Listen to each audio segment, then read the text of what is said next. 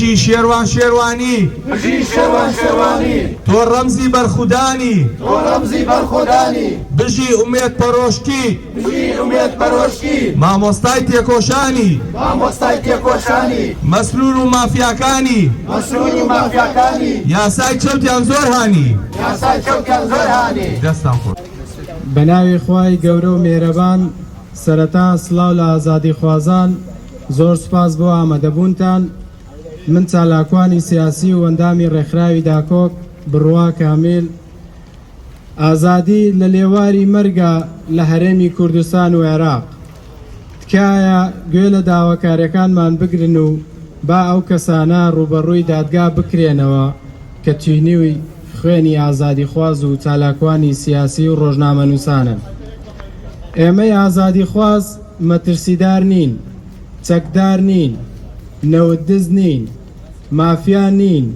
یاساشکێن نین کەواتە بۆچی ئەبێت مەترسی لەسەر ژیانمان هەبێت و ئێمە بخەنە زیندانەوە و پێشێلکاریەکانمان بەرامبەر بکرێت ئێمەش ئاوات و خەونمان هەیە و ئێمەش بە دوای ژیانێکی پارێزرا و پڕ لە ئازادی دەگەڕێین درێژکردنەوەی ماوەی زیندانی ئەم دوو ڕۆژنامەنووسە بەڵێنە دەستوریەکانی عێراق و پەیماننامە نێودەوڵەتیەکانی مافی مرۆڤ پێشێل دەکات ڕێکخراوە نێودەوڵەتیەکان و وڵاتانی جیهان چاوتان بکەنەوە و سەیر بکەن ئازادی بۆتە خەونێک لە هەرێمی کوردستان و عێراق زۆر سوپاس هاوڵاتیانی ئازا و چەشت و ئازادی خوازان و چالاکوان و یاخێژین تاڵەکان سڵاوی خوای گەورەتان لێبێت بڕیارە نامرۆڤ دۆست و مەزاجەکانی دادگای حیزب و خێڵ و دەرهەق بە دەنگایاخی و ستەم نەکراوەکانی کۆمەلگا و سزادانەوەی گاڵتەجارانە و چەند بارە لەژێر ناوی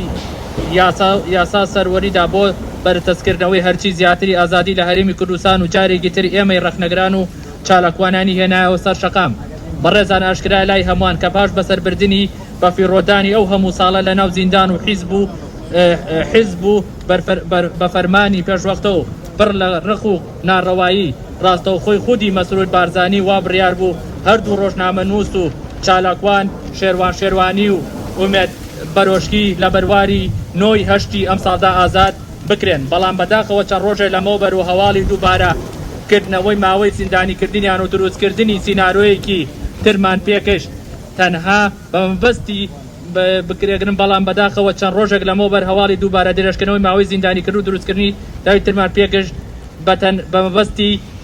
دەستەمۆکردن و باگەشتکردنەوەیان لە پێشگیریکردنی زومەڵ لێکراوان و ئەوە خەونێکی مەحاڵە و هەرگیز نایەتە دەی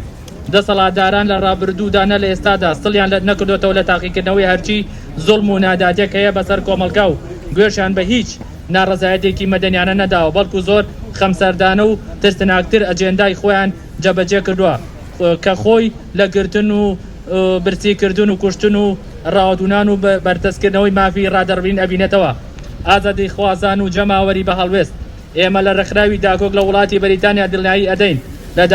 لە داهاتووشدا ئەو دەسەڵاتە کەڕ و کاس و ماوە بەسەرچوو ناچێتە ژێرباری هیچ کام لە پاراستنی بەندەکانی مافی مرۆڤ و دابینکردنی ژیانێکی شایستە بۆ هاوڵاتیەکانی ئەگەر توێژەکانی کۆمەلگا هەموو پێکەوە لە یەک کات و بە یەک دەنگ و لێبڕاوانە کار نەکەن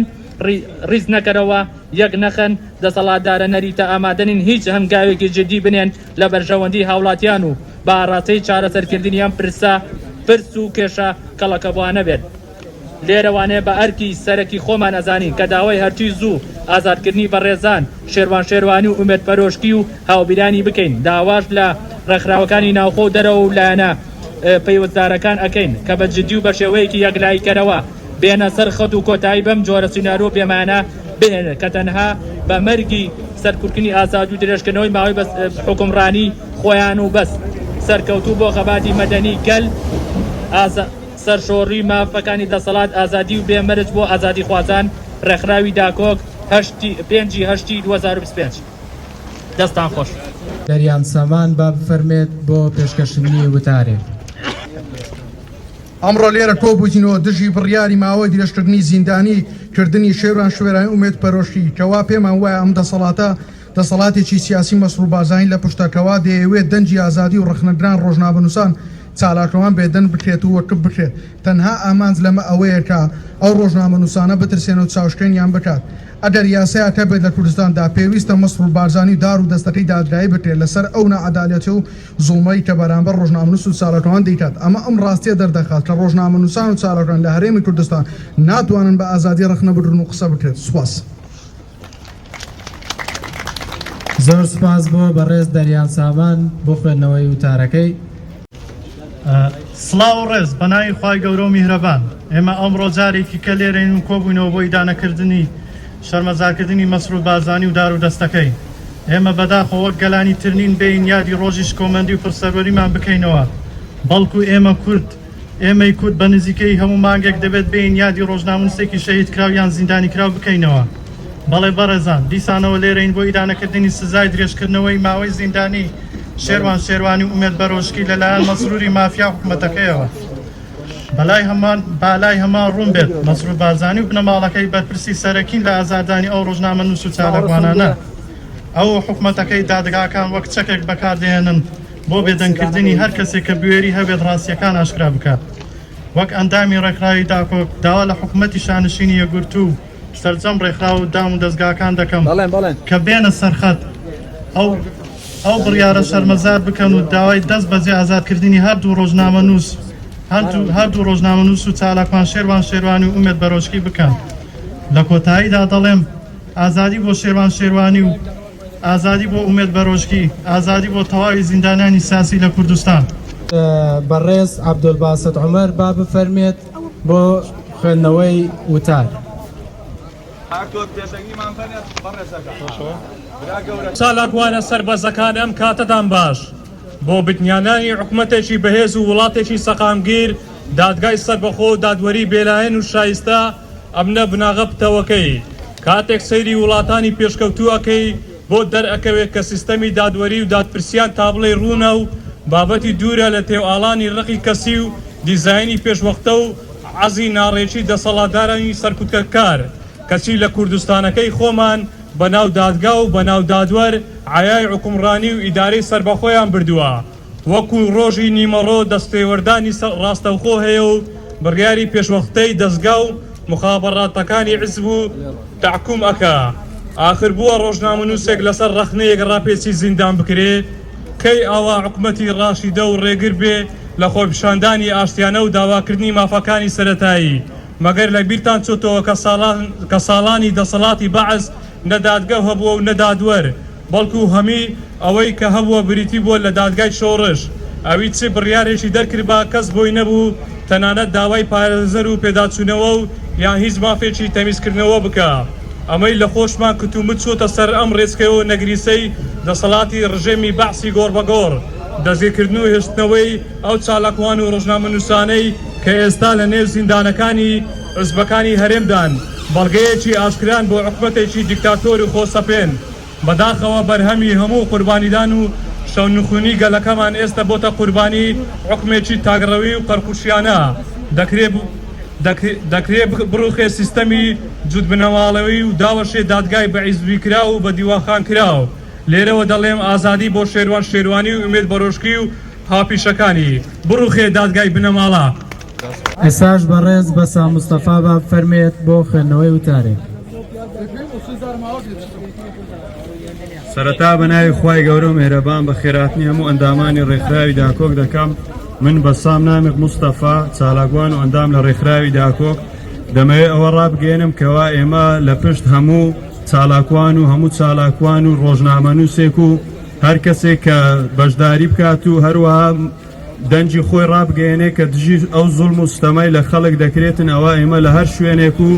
لە هەر شارێک و هەر وڵاتێکی دنیابی ئەوە دێنە پشتگیریکردن و دێنە دەنگ و بۆیە داوا لە لایەنە پەیوەندیدارەکان و داوا لە هەموو خەڵکی هەرێمی کوردستان و حیزبە سیاسیەکان دەکەین کەوا بێنە دەنگ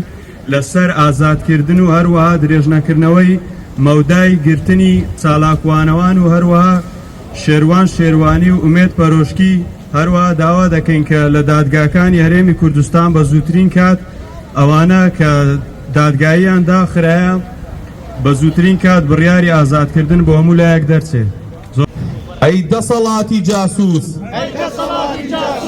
ئازادی بۆ ڕۆژنامەنووس شێروان بکە ئازادی مەسرور ببە لە جیاتی ئێمە لە هێز ناترسین چونکە قەڵەم بەدەستین حکوومەتی بێمتمانە شایستەی تێ هەڵدانە تا ڕۆژنامە ئازاد بێت ڕاستی هەرگیز ون نابێت لە سایەی بنەماڵە میلەت ژیانی تاڵە ناوتان ناکوردایەتی بێڕێزی و سوکایەتی حکوومەتی دز و پیاوکوش شێری بۆ ڕۆژنامەنووس دەسەڵاتی خێڵەکی تۆ جاشی دەستی تورکی زۆر سپاستانەکەم دەستان